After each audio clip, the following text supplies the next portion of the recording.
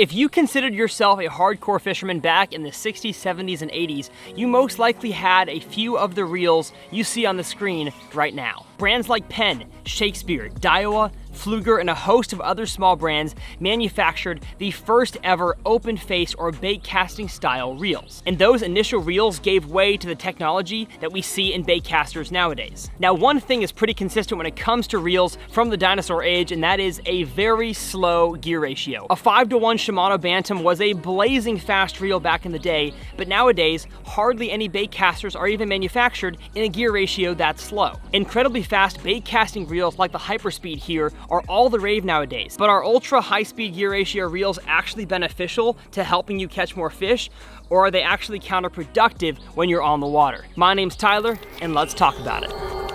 Another giant, another giant. Look at that, y'all. I can't believe what I just caught. Yes! Well, how's it going, everybody, and welcome back to Tyler's Reel Fishing. My goal here on this channel is to help you guys become better bass anglers and catch more fish. So if that's what you're all about, hit that subscribe button. So hopping right into the content, I want to talk about first what a gear ratio means when it comes to a fishing reel. A gear ratio is simply an expression of the amount of times the spool itself makes one full rotation every time that your handle makes one full rotation. So let's say this reel right here is a 9.5 to 1. Every time that handle turns one full time around, that spool will turn 9.5 times. 6.5 to 1, exactly the same. 6.5 times the spool turns to 1 time the handle. That's all a gear ratio means. Now obviously, a faster gear ratio will retrieve a lure faster, but not all the time. That depends as well on the spool size and how much line you have on your spool. So a larger spool in a bait casting reel at a high speed will be a faster retrieve speed than a smaller spool at the same gear ratio because it has more spool to go around. And if you have two identical reels with the same spool, the same gear ratio, but they have different amounts of line on them, the one with more line is going to act more like the gear ratio actually is, and the one with less line is going to be a slower gear ratio. So that is why it is crucial to have your baitcaster filled up all the way with line, and if you have too much line that comes off from backlashes or retying, it's time to put new line on your spool so it acts correctly. You know, I think everybody is on the quest for the fastest gear ratio baitcaster possible, both anglers and brands,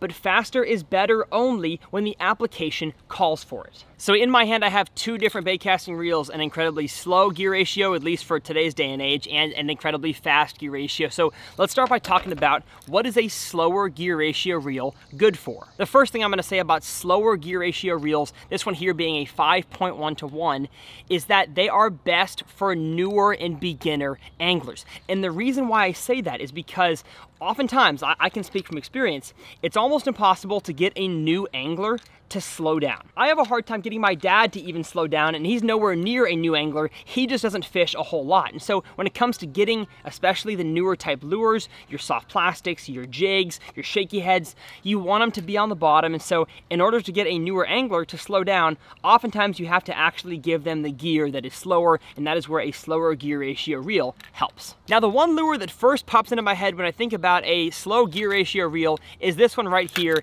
a deep diving crankbait. And the reason for a lower speed gear ratio, at least in my experience, for a deep diver is that you don't want to retrieve your crankbait too fast down there. And if you do, you want to burn it at a slower gear ratio. That way it takes the advantage for the most part of the strike zone. I have found that anything above a 6 when it comes to deep crankbaits, it's really hard on your hand, on your wrist, on your equipment, because the deep crankbait has a whole lot of torque. We're gonna talk about pressure and torque when it comes to lures and fish when it comes to the high speed gear ratio here in a second. But a deep crankbait I've just found best on a slower gear ratio reel. You can still burn it really, really fast because it's easier to speed up as an angler on a slower gear ratio than it is to slow down on a higher gear ratio. And the last category of lures that a low speed gear ratio is good for is any kind of deeper offshore type bait. So a deeper swim bait on a jig head, a hair jig, anything that you want to keep down there on the bottom in a relatively slow retrieve speed, that is when a slow gear ratio is best. So now that we've covered what low speed reels are good for, let's talk about high speed reels, not necessarily the hyper speed, but kind of your more 6 6s to 8s. What are these reels good for?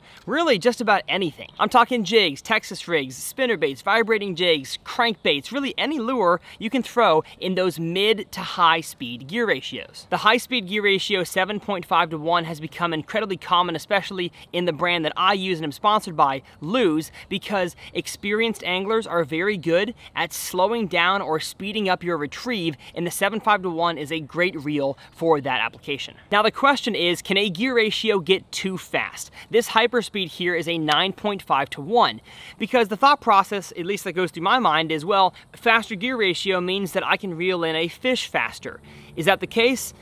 Not necessarily, and let me explain in bike terms. When you are riding a bike on flat land, you want the chains of the bicycle to be set on the lowest speed gear ratio or somewhere in the lower spectrum. A low speed gear ratio on relatively flat ground works great because you get the bike pedaling, you get going fast, and your movement and inertia keeps that bike going. And even if you encounter a slight hill, the inertia you have will propel you up the hill, and so that gear ratio still works. But if you are starting at the bottom of a hill going up the hill on your bike, you do not want to have a low speed gear ratio, you want to be pretty high. A lower speed bike gear will make it easier to pedal, therefore making it easier to get up the hill. It'll take longer, you'll have to do more pedals to get up the hill, but it will be a lot easier than using a higher speed gear ratio. Anybody who's ever ridden a bike up a hill knows exactly the feeling I'm talking about. And the exact same thing can be applied to bass fishing reels. If you're just winding in a regular lure like a spinnerbait, vibrating jig, crankbait, and then you hook a fish, it's gonna add a little bit of pressure onto your reel and your gears as you're reeling back in, but usually if you're using a 5 to 7 speed reel, there's enough low end torque there to where it's not really that hard to reel that fish in, unless of course the fish is huge or you're pulling a whole lot of vegetation in with you, then of course it will get harder to reel. But when it comes to the lower speed gear ratio reels, it doesn't really feel like you're grinding hard that much during the fight. The same cannot be said with a high-speed gear ratio. Take this catch with the hyperspeed, for example. I make a super long cast with my frog. Oh, there's one on the frog. There's one on the frog. From a long ways away. Yes, sir. Bring him stinking in here. Bring it up. Let's go. That's a fat one right there. And it might not have looked like it from that video, but the reeling motion of fighting that fish back to the boat was actually very uncomfortable due to the added tension and pressure the fish was adding to the gears as I brought the fish back in. It wasn't just the lure anymore or a small fish, it was a big, strong, angry fish, and that made it very hard to reel, just like biking uphill at a high speed gear ratio. Now on that last catch, did I get the fish back to the boat any faster using a hyperspeed of 9.5 to 1 than I would have on a regular gear ratio reel? In all honesty, I don't think so, because the added pressure from that fish makes it incredibly hard on your gear and hard on your wrist to turn that handle. Both problems that a low speed gear ratio reel wouldn't have. So what is an ultra high speed gear ratio? I'm gonna say anything above 8.5. So like 8.5 to 1, 8.6 to 1, 9.5 to 1 into the 10s. Those are all the ultra high speed gear ratio reels. So in that category, what are those not suited for? Again, doesn't mean you can't use them for these, but what are they not best built for? They're not built for the long cast. They're not built for the winching fish out of heavy cover from a long ways away, especially with a shorter rod. It just doesn't make any sense for the sake of your equipment and for the sake of your wrist and your fingers and your hands to have a high speed gear ratio reel for traditional fishing applications. So what is an 8, 9, 10 plus gear ratio reel used for? In my experience, the best thing it can possibly be used for is shallow cover target casting. And one thing is true about this type of fishing: if you're out there, whether you're in a tournament or a regular fun fishing situation, if you can make more presentations and more casts to shallow water than your buddies, you're gonna catch more fish than them, plain and simple. Take, for example, the 3 mornings I spent fishing floating tires this summer. Gosh! Gosh! There's one. Got him. The bite window to catch bass in those tires is very short, so I needed to make as many casts into them before the sun got too high and the bite died. And so to best take advantage of this situation, I used the hyperspeed reel for almost all of those days. I was able to be incredibly efficient using this reel by making a roll cast to a tire, working my frog, and as soon as the frog was out of the strike zone, quickly, and I'm talking quickly, reel in my frog and be on to the next tire. But Tyler, I thought you said a high-speed reel wasn't good for fighting fish, but you caught a lot of fish on those tires. You know, that's a good point, and let me explain how I did that.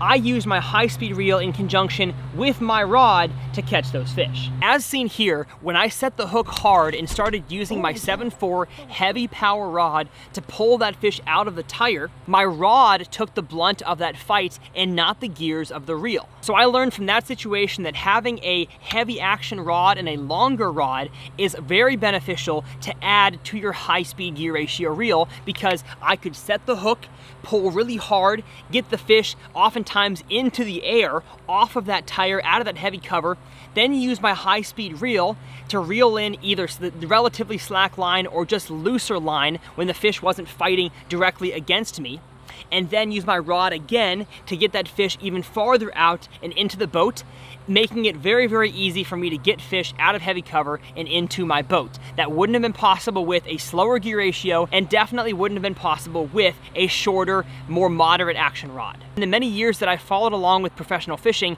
I have seen more and more pro fishermen use these ultra high speed gear ratio reels in the exact situations I'm talking about. Not always tires, but always shallow, heavy cover, target casting. Take Andy Morgan, for example, at Watts Bar Lake this year. You're gonna do the rest of the day, Andy.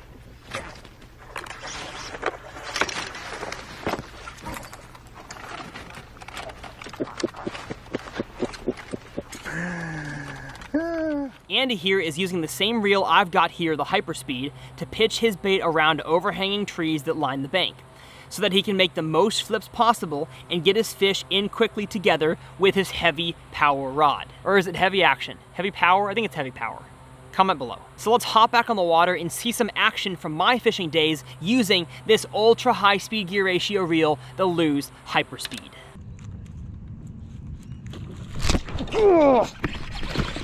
Oh my God. Yes, sir. Yes, sir.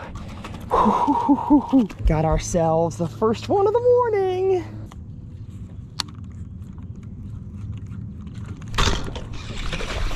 Oh, yeah. Let's go. Let's go. What a stinking bite right there, folks.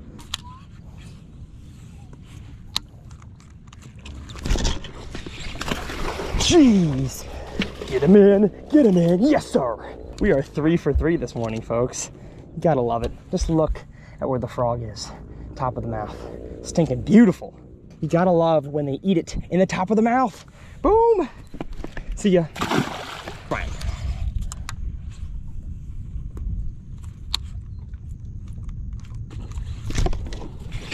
There he is. I called it. I knew it. I knew he was in there. I knew it. Look at how he ate it too. The frog is like physically gone.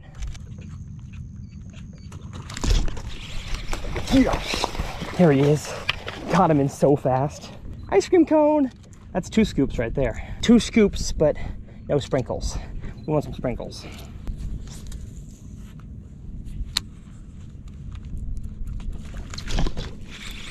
Got him.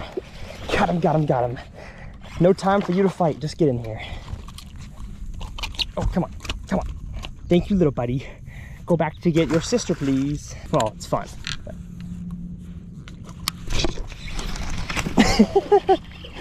I reeled him so fast my line got wrapped around my tip. Oh, well, little guy. All right, that's fine.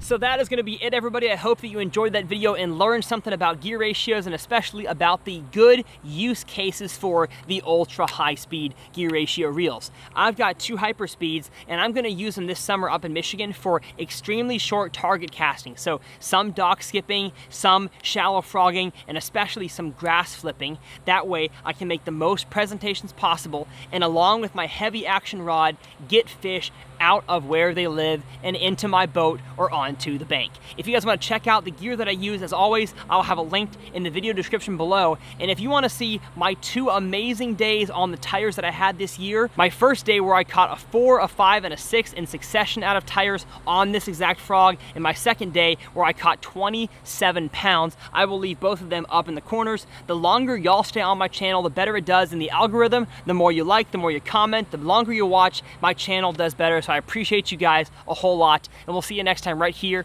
on TRF.